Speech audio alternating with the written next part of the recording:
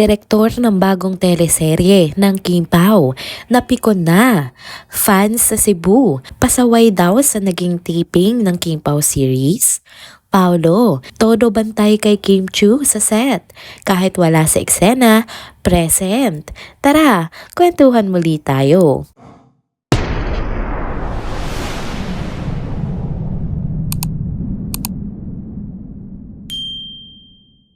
Hello mga ka-trenders!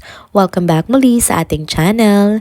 Kung bago pa lamang kayo dito, huwag nang kalimutang mag-like, mag-subscribe, at i-hit na rin ang bell notification para lagi kayong updated sa mga balitang trending at napapanahon. Mga ka-trenders, may mainit na balita na naman tayong pag-uusapan ngayon patungkol sa likod ng kamera na pinag-uusapang serye ng Kim Pao. Yan nga ay ang The Alibi.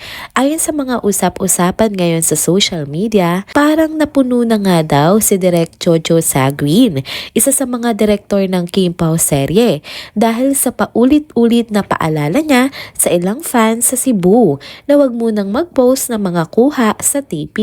Sa totoo lang, mukhang pagod na siya kakapakiusap.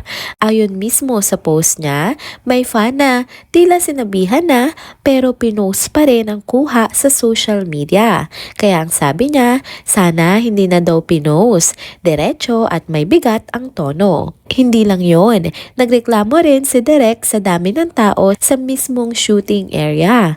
Kwento niya, grabe ang nangyari kanina, nawala na kami ng voice kakasabing umalis sa area kasi nakikita sila sa camera.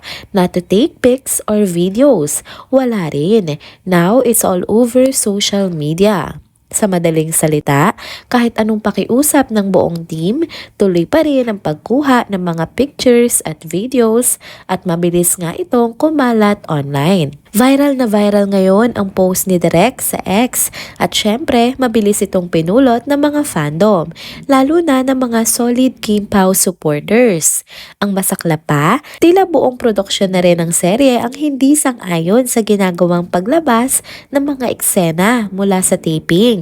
Apektado na kasi ang mismong trabaho sa pagkakabuo ng serye. Naglabas pa ng dagdag na pakiusap si Direk para sa mga kababayan nating Cebuanos. Sabi niya, okay lang naman daw manood mula sa malayo at i-appreciate ang mga artista. Pero sana naman ay wag munang mag-upload ng mga litrato. Hintayin na lang daw official na posts mula sa ABS-CBN at Dreamscape. Kasi nga naman, paulit-ulit na sila sa pagpapaliwanag at nakakapagod na raw. As of now, hindi pa kumpirmado kung saan nga mismo nagaganap ang location shoot. Pero may mga hinala na ito'y isang government property. Kung totoo man, mahirap nga talagang kontrolin ang pagdagsa ng mga tao sa lugar, lalo pat public area ito. Sa kabuuan, malinaw na gusto maprotektahan ng buong team ng The Alibi ang kabuuan ng kanilang proyekto.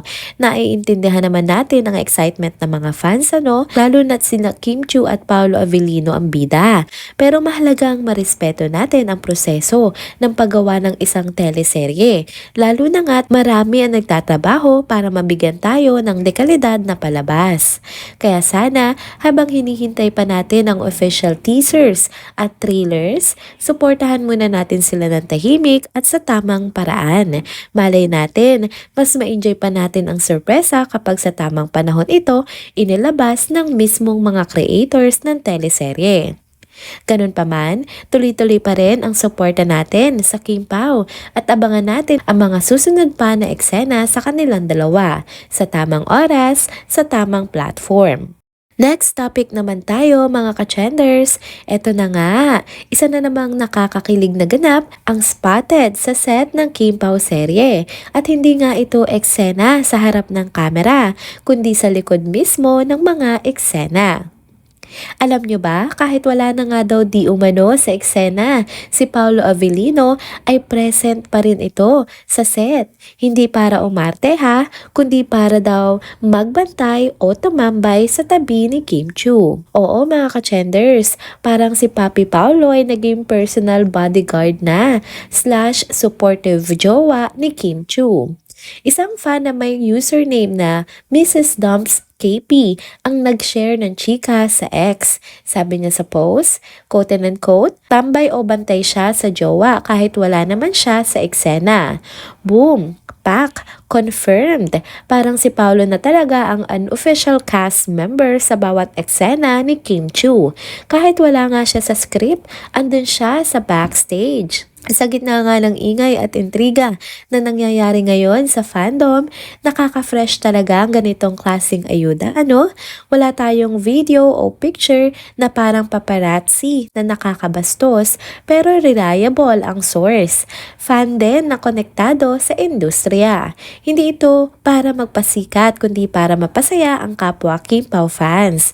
Kaya naman para sa atin, sapat na ang konting hint, konting imagination at kilig naman agad tayo. Consistent talaga yan si Paolo, hindi lang sa sweet words kundi sa gawa. Ika nga, actions speak louder than words. Pinaparamdam kasi niya kay Kim na safe siya, mahal at emotionally secure. Kaya naman hindi na katakataka kung bakit blooming at inspired si Kim these past few months. At para patunayan pang mas sweet si Paolo, may kumalat pang picture na hawak niya nga ang isang tote bag at may dalang paper bag. Aba, hindi lang bantay kundi personal alalay pa ha. Kung hindi man siya ang nasa eksena, nasa tabi pa rin siya ni Kim. Ready to assist, support, and just be there.